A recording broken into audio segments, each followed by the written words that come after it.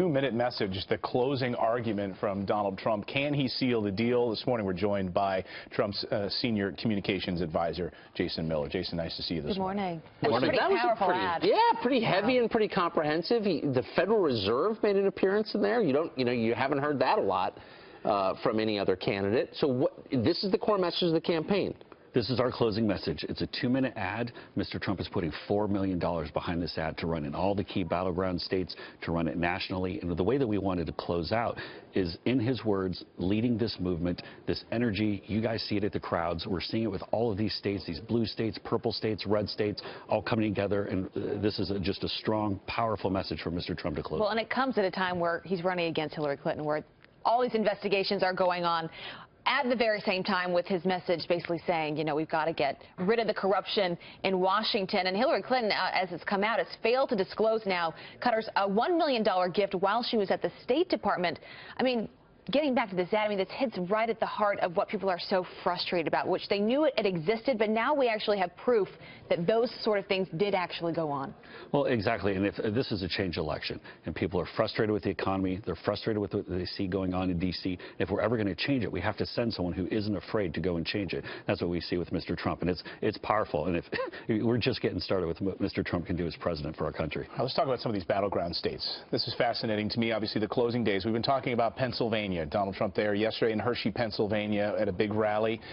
Pennsylvania does not have early voting, so Tuesday, all eyes on Pennsylvania. Caitlin Huey-Burns, though, from Real Clear Politics, says that Republicans often treat Pennsylvania as fool's gold. They think they can play there, and then they end up getting walloped. Do you see Pennsylvania as a legitimate state you guys can win?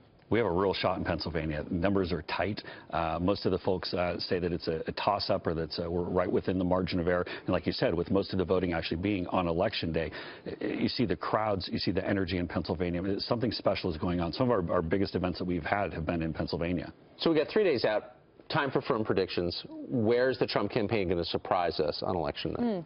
I think we're going to wake up on the 9th and see a number of these blue states go for Mr. Trump. They're going to really surprise people. You look at where he is today. We're in Florida. He starts off the day in Tampa. We feel very good about Florida. Numbers there. The Republican numbers are up from where they were 4 years ago. Democrat numbers are down. I know John Roberts just talked about that shortly. Then we're going to Wilmington, North Carolina. Listen to this. In combined absentee and early voting in North Carolina, Republicans have turned in 93,000 more ballots than they did 4 years ago. Democrats are down by 5,000 ballots. So you see, going into Election Day, there's already 100,000 votes, so we're doing better than 4 years ago. What about Michigan, Wisconsin? Are you willing to make a prediction there? I think Michigan looks very good, as does Wisconsin. These states are all coming together. And even as we were talking about just a moment ago, Mr. Trump will be in Nevada and then Colorado. Yesterday, Republicans pulled ahead as far as ballots being returned in the mail-in state of Colorado.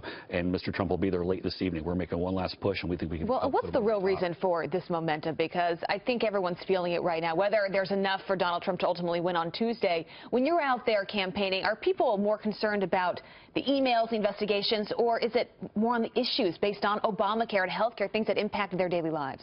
Obamacare has been a big one. Obviously, Mr. Trump talks about repealing and replacing Obamacare. But I think it's the message of optimism. I think that he's given people something to vote for, something to vote for. This guy will make a change. He will make it happen. From the Clinton camp, everything it's low road with more low road, and we're not seeing it. I think it's a bad message for them to close pretty low. And I want to ask you this, because Democrats crying foul this morning. Rudy Giuliani made headlines on our couch just the other day, saying that he knew ahead of time that these emails, this investigation was going to be coming from the FBI, that he had heard from former FBI agents. And then he's sort of walking it back. Democrats are saying you guys are in collusion with the FBI, and that's how this momentum has shifted, because of the Trump collusion with the FBI. Do you want to address that?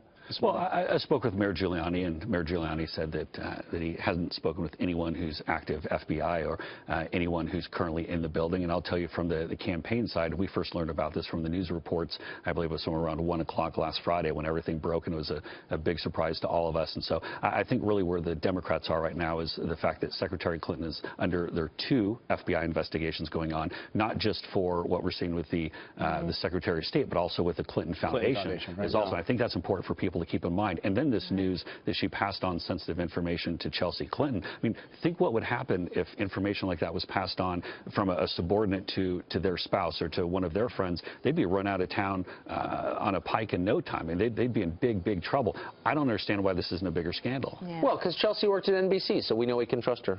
You know what I mean? Something like great that. to see you. Something like that, in that range. Okay. Thanks 3 for days, being Jason. here. Great to see you this morning. Thanks, guys.